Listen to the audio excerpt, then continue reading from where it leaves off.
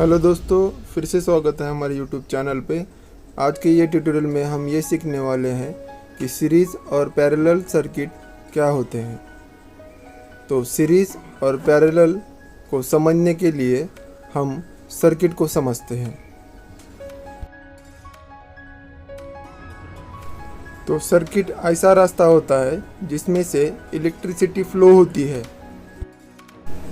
और ये रास्ता क्लोज होना चाहिए, यानी कि सर्किट कंप्लीट होना चाहिए।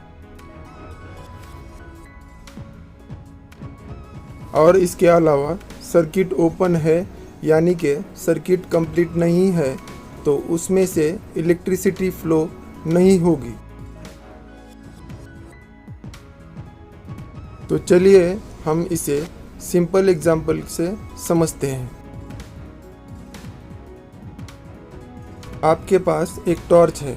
जब आप उसको स्विच करते हैं तो वो चालू हो जाती है और वापस स्विच करने पर लाइट बंद हो जाती है। यानी कि हम जब स्विच को ऑन करते हैं तो स्विच के ज़रिए से जो इलेक्ट्रिसिटी है वो फ्लो होने लगती है। तो इसे हम कहेंगे सर्किट क्लोज। यानी सर्किट पूरा हुआ है, इसलिए सर्किट वर्क कर रहा है, यानी टॉर्च एलईडी ग्लो कर रही है। अब जब आप फिर से टॉर्च के स्विच को ऑफ करते हैं तो जो इलेक्ट्रिसिटी है फ्लो हो रही थी वो वहाँ पर रोक देता है। तो इसका मतलब जो हमारा सर्किट है वो ओपन है, इसलिए इलेक्ट्रिसिटी फ्लो नहीं हो सकती, तो सर्किट वर्क नहीं करेगा। तो अब हम सीरीज और पैरेलल सर्किट को समझते हैं। अब आप कोई भी सर्किट ले लो। हर सर्किट में एक कॉमन चीज़ होती है, वो है वायरिंग की टाइप।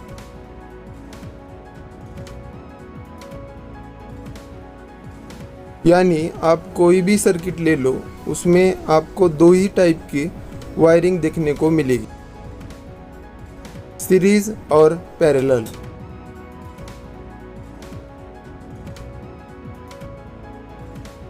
तो पहले हम पैरेलल सर्किट को समझते हैं। तो दोस्तों, मान लीजिए आपके पास एक बोर्ड है जिसमें सिर्फ एक ही सॉकेट है, जिसमें से हम फैन, कूलर, टीवी इनमें से कोई भी एक चीज़ लगा सकते हैं। मान लो आपके पास तीन ही बल्ब है। आप तीन ही बल्ब को कैसे कनेक्ट करेंगे कि तीनों ही बल्ब चल जाए? तो अब हम बल्ब के एक साइड के वायर को एक ही में कनेक्ट करेंगे और दूसरे साइड के वायर को दूसरे में कनेक्ट करेंगे।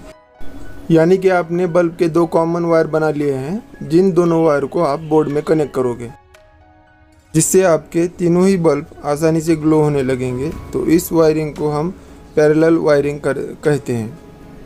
तो इस सर्किट में होता क्या है कि इस सर्किट में इलेक्ट्रिसिटी फ्लो होने के लिए तीन रास्ते मिल जाते हैं। अगर आप पैरेलल में तीन चीज़ें जोड़ी होंगी, ये काम अगर आप 20 बार करते हैं, यानी कि 20 चीज़ें पैरेलल में जोड़ी हैं, तो इलेक्ट्रिसिटी फ्लो होने को 20 रास्ते मिल जाते हैं। तो दोस्तों, इस सर्किट की ख़ास बात यह है कि अगर हम एक रास्ते को ओपन कर देते हैं, यानी कि तीन बल्ब में से एक बल्ब का वायर टूट जाता है, तो बाकी बल्ब पर कोई फ़र्क नहीं पड़ेगा, वो बिल्कुल ग्लो होते रहेंगे। आपकी घर की वायरिंग होती है वो पैरेलल में ही होती है। इस चीज़ को देखने के लिए एक बल्ब को हटा दो, तो हटाने से फैन, कूलर, टीवी जो भी चीज़ जो है वो बंद नहीं होगी। यानी आपके घर में का कोई भी एक बल्ब ख़राब होने पर दूसरी कोई भी चीज़ बंद नहीं होती।